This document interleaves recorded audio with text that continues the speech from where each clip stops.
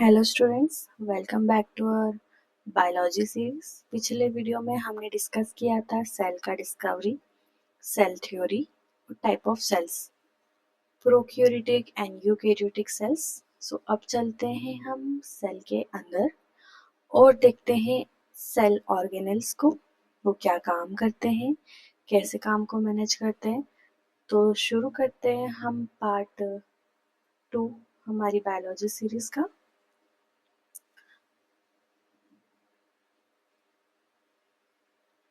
First हम start करते हैं सेल मेम्ब्रेन से। सेल मेम्ब्रेन या फिर इसको बोलते हैं हम प्लाज्मा मेम्ब्रेन। सबसे पहले प्लाज्मा मेम्ब्रेन यानी कि सेल की आउटर बाउंड्री, ठीक है, ये एक सेमी परमेबल मेम्ब्रेन होती है जो डिसाइड करती है सेल के अंदर क्या जाएगा और क्या नहीं। इसका स्ट्रक्चर लिपिड और प्रोटीन से मिलकर बना होता है, जिसे कहते हैं फ्लूइड मोज़ेक मॉडल, जो कि हम आगे पढ़ेंगे। तो सिंपल शब्दों में कहें तो प्लाज्मा मेम्ब्रेन एक गेट कीपर की तरह है जो कि डिसाइड करेगी कि कौन सेल के अंदर आ सकता है और कौन बाहर जाएगा। ठीक है, नेक्स्ट हम आते हैं सेल वॉल पर। सेल वॉल सिर्फ प्लांट सेल में होती है। प्लांट सेल्स के पास एक प्लाज्मा मेम्ब्रेन के बाहर एक और रिजिड वॉल होती है जो कि मेनली सेल्यूलोज से बनी होती है। ठीक है, ये सेल को एक शेप देके रखती है और एक्सटर्नल प्रोटेक्शन भी प्रोवाइड करती है। एनिमल सेल में ये एब्सेंट होगी। ठीक है, क्या क्या प्रोवाइड करेगी shape, protection and the support. Next है हमारा एंडोमेम्ब्रेन सिस्टम।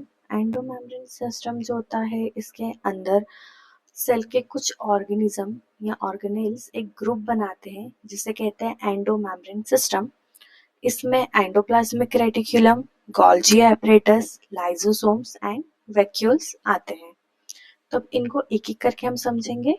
ठीक है, तो सबसे पहले हम समझते हैं एंडोप्लाज्मिक रेटिक्यूलम को। एंडोप्लाज्मिक रेटिक्यूलम जो होता है एक नेटवर्क होता है ट्यूब्यूल्स का, जो कि साइटोप्लाज्म में फैला होगा। ठीक है, ये दो टाइप के होंगे। पहले होते हैं हमारे रफ एंडोप्लाज्मिक रेटिक्यूलम, इसको हम बोलते हैं RER, और दूसरे होते हैं हमारे स्मूथ एंडोप्लाज्मिक रेटिक्यूलम, इसको हम बोलते हैं SER। जो RER होते हैं रफ, उसमें सरफेस पे बहुत सारे राइबोसोम अटैच होंगे, जैसे कि ये डायग्राम में देखिए, ये यहाँ पर आपको सरफेस में बहुत सारे राइबोसोम अटैच दिख रहे हैं। तो राइबोसोम अटैच इसलिए इसका अपीयरेंस कैसा दिखता है, रफ। स्मूथ वाले अगर हम देखें तो स्मूथ वाली जगह पर, जैसे यहाँ पर है, यहाँ पर हमको एंडोप्लाज्म वो नहीं दिखते राइबोसोम्स।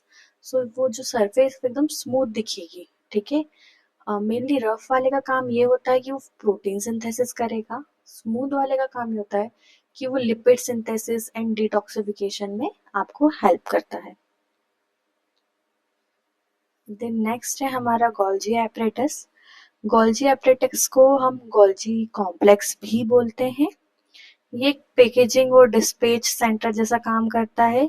ये प्रोटीन और लिपिड्स को मॉडिफाई करता है, और इसमें इन्वॉल्व होता है कि इसमें लाइसोसोम्स इन्वॉल्व होंगे। ये प्रोटीन और लिपिड्स को मॉडिफाई करके उन्हें एक जगह से दूसरी जगह तक भेजेगा। ठीक है, इसका डायग्राम है, इसमें आप देख सकते हैं, एक होता है इसके अंदर सिस फेस, एक होता है इसमें ट्रांस फेस। बहुत सारी सरफेस रहेंगी, बीच की जो जगह होती है, खाली जगह, उसको बोलते हैं हम ल्यूमेन। ठीक है, ये सारे डायग्राम्स हम लास्ट पार्ट में NCERT से लेके से भी हम डिस्कस करेंगे। देन हम आते हैं लाइसोसोम्स पर। लाइसोसोम्स होती है छोटी वेसाइकल्स होती है जिसमें एंजाइम्स रहेंगे, जो भी अनवांटेड डैमेज्ड मटेरियल है ये सब उसको तोड़ देंगे, है ना। इन्हें सेल का सुसाइडल बैग भी कहते हैं। ठीक है, अगर कभी लाइसोसोम खुद ही फट जाता है तो वो पूरे सेल को डाइजेस्ट कर सकता है। ठीक है, ये लाइसोसोम का डायग्राम है, ये हमारा सेल है, सेल के अंदर ये छोटे छोटे लाइसोसोम्स प्रेजेंट है। ठीक है, ये सब कुछ स्टोर करेंगे, also known as suicidal bag, ये नीट का इम्पोर्टेंट है। ठीक है, नेक्स्ट नेक्स्ट है हमारा वैक्यूल। तो वैक्यूल एक टाइप का स्टोरेज बबल होते हैं, ठीक है, एक बबल है। प्लांट सेल में ये बहुत बड़ा होता है, और जो एनिमल सेल इसमें बहुत छोटी क्वांटिटी में प्रेजेंट होता है, बहुत स्मॉल साइज होता है इसका, ठीक है। प्लांट सेल में इसका काम यही होता है कि ये वाटर स्टोर करेगा, फूड और वेस्ट मटेरियल को।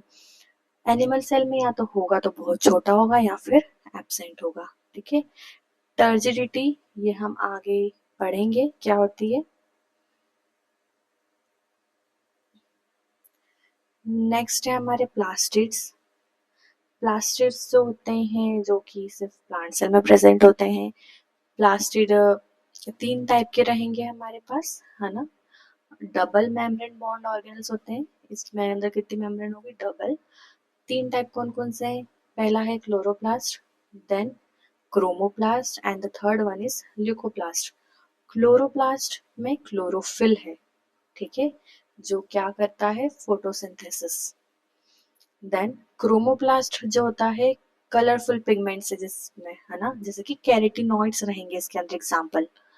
देन ल्यूकोप्लास्ट जो कि कलरलेस है, तो ये क्या क्या यूज स्टोर करेगा, starch, oils and proteins. Chloroplast हमेशा ग्रीन कलर का दिखता है, क्रोमो कलरफुल होगा, एंड ल्यूकोप्लास्ट व्हाइट कलर का होता है, और मे बी कलरलेस कह सकते हैं इसको। देन नेक्स्ट है हमारा माइटोकॉन्ड्रिया। माइटोकॉन्ड्रिया पावर हाउस होता है कि जितनी भी सेल को जो भी पावर चाहिए वो सारी माइटोकॉन्ड्रिया ही प्रोवाइड करेगा, ठीक है।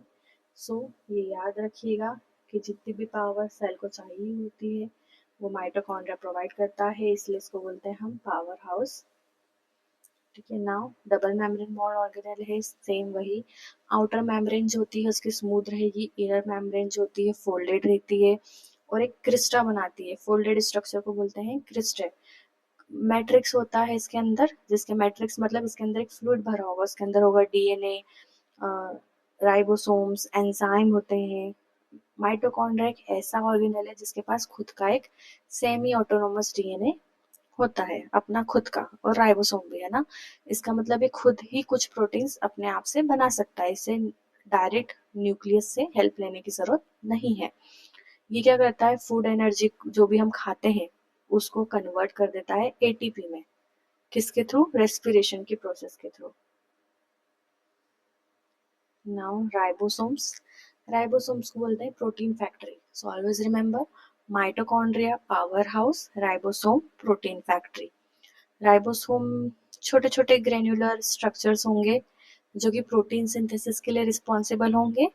ये एंडोप्लाज्मिक रेटिकुलम के ऊपर चिपके हो सकते हैं, जैसे कि हमने पहले देखा था, रफ एंडोप्लाज्मिक रेटिकुलम के ऊपर राइबोसोम चिपके हुए थे।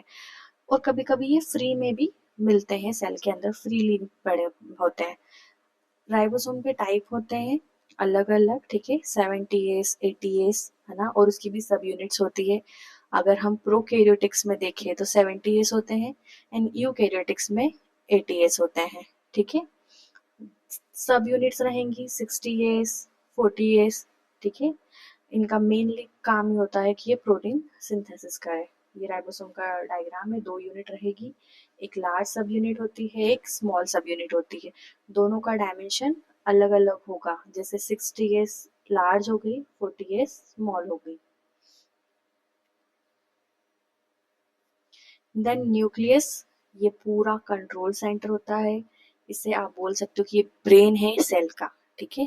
न्यूक्लियस सेल का कमांड सेंटर है, इसमें डीएनए होगा जो जेनेटिक इंफॉर्मेशन को स्टोर करेगा। इसके अंदर न्यूक्लियोलस होते हैं जो कि राइबोसोम बनाते हैं, ठीक है। देन न्यूक्लियस के चार पार्ट्स याद रखना हमेशा, चार पार्ट होंगे न्यूक्लियस के।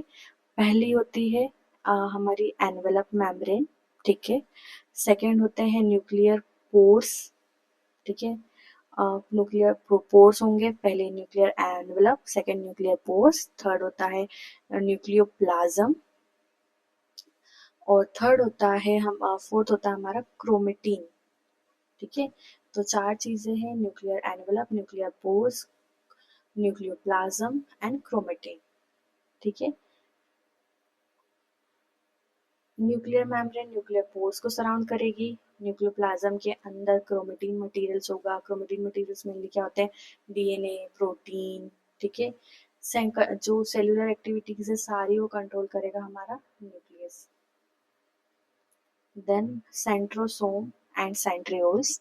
सो ये सिर्फ एनिमल सेल में मिलते हैं। एनिमल सेल में एक स्पेशल ऑर्गेनेल होता है सेंट्रोसोम, जिसमें होते हैं 2 सेंट्रियोल। ये डिवीजन के टाइम जब सेल डिवीजन हो रहा होता है, मतलब सेल कॉपी कर रहा होता है, तो एक किस स्पेशल टाइप के फाइबर्स बनाते हैं जिसको बोलते हैं हम स्पिंडल फाइबर्स। ठीक है, आप जब सेल साइकिल पढ़ेंगे तो ये आपको समझ में आएंगे। तब के लिए आप याद रखना कि ये सेंट्रोसोम्स हैं एंड इसके बीच में ये जो दो है वो सेंट्रियोल है। देन फिर आओ आप साइटोस्केलेटन पे। साइटोस्केलेटन जो होता है एक फ्रेमवर्क होता है, ठीक है, सेल का, जो कि एक शेप और सपोर्ट देगा। ठीक है, इसमें प्रोटीन फिलामेंट्स होंगे जैसे माइक्रोट्यूब्यूल्स, जो ऑर्गेनेल्स को मूव करने में भी मदद करते हैं।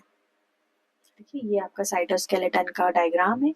सबसे आउटर लेयर सेल मेम्ब्रेन, उसके अंदर इंटरमीडिएट फिलामेंट्स होंगे, साइटोप्लाज्म भरा होगा, ये माइक्रोट्यूब्यूल्स है, ये न्यूक्लियस है, ये माइक्रोफिलामेंट्स हैं। ठीक है, सो ये आपका साइटोस्केलेटन है।